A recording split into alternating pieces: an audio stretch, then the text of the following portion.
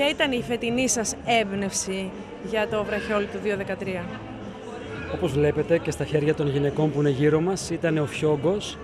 Στην ουσία φιόγκος είναι το pink ribbon, σημαίνει ροζ κορδέλα. Άρα από την κορδέλα δημιουργείται ένας φιόγκος. Οπότε ήταν ο φιόγκος σε μεταλλικό βέβαια, σε μεταλλική υφή, δεμένος μετά από χρόνια με το αγαπημένο μου υλικό που είναι το δέρμα και είναι και βασικό συστατικό των προϊόντων που κατασκευάζω. Επομένως θα φορεθεί και φέτος το δέρμα. Φυσικά το δέρμα είναι basic, είναι για μένα η πιο βασική πηγή, όχι ακριβώς έμπνευση, όσο υλοποίησης, γιατί είναι το πλέον αληθινό, πολύτιμο και υγιές υλικό να αναπνέει το πόδι. Π.χ. αν μιλάμε για παπούτσια, δεν θέλουμε άλλα πλαστικά γύρω μας και άλλα κινέζικα. Και μετά από χρόνια το έβαλα ξανά στο pink ribbon, χρησιμοποίησα δέρμα. Μετά από μέταλλο.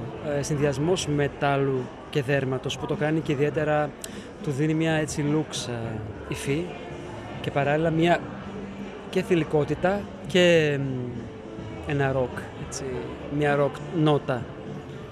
Επομένως το φοράμε όλη μέρα και δεν το βγάζουμε. Για μένα είναι ένα πολύ εύκολο. Ειδικά το φετινό, το λατρεύω, το έχει λατρέψει ο κόσμος. Θεωρώ ότι είναι ένα προϊόν, θα μπορούσε να αποτελεί προϊόν της δικής μου κολεξιόν. Δεν υστερεί σε κάτι με τα κοστολόγια που είμαστε αναγκασμένοι να το πουλήσουμε. Είναι επιχρυσωμένο με 24 καράτια χρυσό απ' έξω, στο κόστος που βλέπετε και το δέρμα είναι φυτικής βαφής.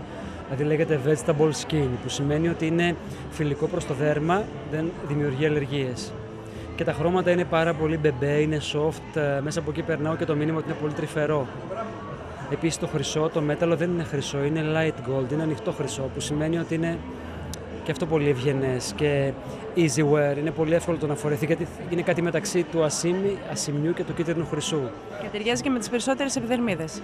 Ναι, νομίζω ότι το ανδρικό από την άλλη που το φοράω και στο χέρι μου. Ήθελα ένα πολύ easy going προϊόν γιατί αποφεύγω τα αξεσουάρ, δεν τα αγαπάω πολύ. Αγαπάω πολύ τα παπούτσια, ίσως ένα σταυρό, ένα ρολόι μέχρι εκεί. Οπότε έκανα κάτι που να μπορώ να το φοράω κι εγώ και να το χαρώ και να αφυπνιστώ. Γιατί το είπα και πριν, ότι βλέποντας τη στιγμή που το βάζω στο χέρι μου, χτυπάει το κουδουνάκι, το καμπανάκι, ότι για δες, ο καρκίνος αφορά και τους άντρες. Και ένα μικρό έτσι, τσεκ στο στήθος μας δεν είναι κακό. Πρόληψη στις ζωές, τα έχουμε πει, είμαι ο τελευταίος πρέπει να τα λέω αυτά. Αλλά είναι αλήθεια. Τι σας συνδέει με την εκστρατεία ενημέρωσης του καρκίνου του μαστού? Γιατί δεν με συνδέει 9 χρόνια. Αναρωτιέμαι στα 10 χρόνια που θα είναι το χρόνο τι θα με συνδέει, γιατί το κάνεις και λίγο επαιτειακό. Με συνδέουν πολλές αναμνήσεις. Την κυρία Θεμελία από το Estée Lauder Ελλάς, όλο το team, όλα τα παιδιά από την πρώτη φορά το 2005. Πρόκληση, δημιουργική πρόκληση, συγκίνηση. Οι κυρίες οι οποίες ήταν σήμερα εδώ, είναι μαζί μας 9 χρόνια, είμαστε κοντά τους. Είναι πλέον μέρος ζωής αυτό, είναι μέρος από τη ζωή μου και όπως είχα πει και στην κυρία Evelyn Lauder, η οποία έφυγε από τη ζωή το 2011, που φυσικά δεν μπορώ να συγκρίνω με τίποτα το έργο της, γιατί έχει γεννήσει αυτό το πράγμα. Είναι λίγο αυτό πια σαν στόχο ζωής, δηλαδή ο μήνας Οκτώβρης που εσείς οι υπόλοιποι βιώνετε από εμάς έχει πολλή δουλειά από πίσω όλο τον χρόνο. Με πολλά meetings, πολλές απορρίψεις προϊόντων, πολλές επαναεκδόσεις προϊόντων, πολλά μεγάλες παραγωγές, υπάρχει άγχος, αλλά με συνδέει κυρίως αυτό που μένει στο τέλος είναι νιώθω πολύ τρυφερά και νιώθω και ευθύνη, γιατί ο κόσμος σαν δημιουργός νιώθω ευθύνη, αυτό δεν φεύγει ποτέ το άγχος. Γιατί ο κόσμος πάντα περιμένει να του δώσεις το καλύτερο, πάλι να γίνει sold out, πάλι να υπάρχει επιτυχία. Ποιος δεν αγαπάει την επιτυχία, έστω και όταν δεν είναι εμπορικός ο λόγος και είναι φιλανθρωπικός. Οπότε νομίζω σε έχω κουράσει, ήδη έχω πει ότι με συνδέουν χιλιάδες πράγματα. Και από ό,τι βλέπω συνδέουν και όλο αυτόν τον κόσμο ο οποίος δέχτηκε να φωτογραφηθεί και την φετινή καμπάνια. Από πού να το άρχισε, τον Αντώνη το Ρέμο, ο Παπαδάκης, ο Γιώργος, ο κύριος Φιλιππίδης, ο Διαμαντίδης, ο Δημήτρης. Καλά, οι γλυκύτατες κυρίες, οι οποίες είναι η χαρά της ζωής. Φέτος θέλω να πιστεύω ότι το μήνυμα ήρθε direct και κατευθείαν. Πιο κατευθείαν δεν γίνεται.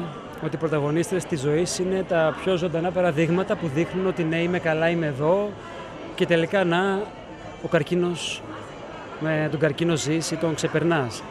Τώρα, το ότι υπάρχουν οι άντρες θεωρώ ότι είναι τόσο γλυκό και αληθινό, γιατί μέσα σε ένα σπίτι που εμφανιστεί ο καρκίνος, ειδικά στη γυναίκα, θεωρώ ότι ο άντρας πρέπει να την αγκαλιάσει και να την αγκαλιάσει κεφαλακρύ, χωρίς φρύδια και με μια περούκα για όσους μήνες χρειαστεί και με σημάδια από τις ενέσεις και ό,τι άλλο και με τις ζαλάδες και όλα αυτά.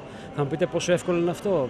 Πόσο εύκολο είναι να την αγκαλιάσει και με τα κανονικά μαλλιά. Είναι θέμα μυαλού όλα αυτά. Και ότι αυτό είναι short time και πάλι θα είναι όλα καλά. Γιατί κατά το 90% είναι ιάσιμος ο καρκίνος του μαστού όταν γίνει διάγνωση έγκαιρα.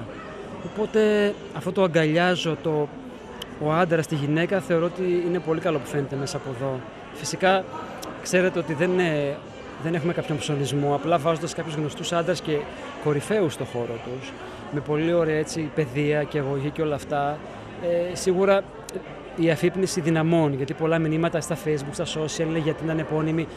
Μα δεν είναι κακό, γιατί κάποιοι άνθρωποι που η ζωή τους είναι έτσι ευγενής, είναι κάπως σχετικά πρότυπο, γιατί όχι να μην αφυπνίσουν. Και εμένα που είμαι μέσα στον χώρο της μόδας, τέλος πάντων, είναι πολύ διαφορετικά να δω τον Αντώνη, ο οποίος μου θυμίζει ένα ωραίο τραγούδι, μια ωραία βραδιά όπως όλους μας, να τον δω εδώ και να μου πει είμαι κι εγώ εδώ. Και ήρθα φιλοκερδός, έχασα κάποιες ώρες, φωτογραφήθηκα για εσάς και για όλο τον κόσμο βασικά. Αυτό είναι συγκινητικό, γιατί όλοι αυτοί οι άνθρωποι δεν έχουν κάποιο λόγο να διαφημιστούν.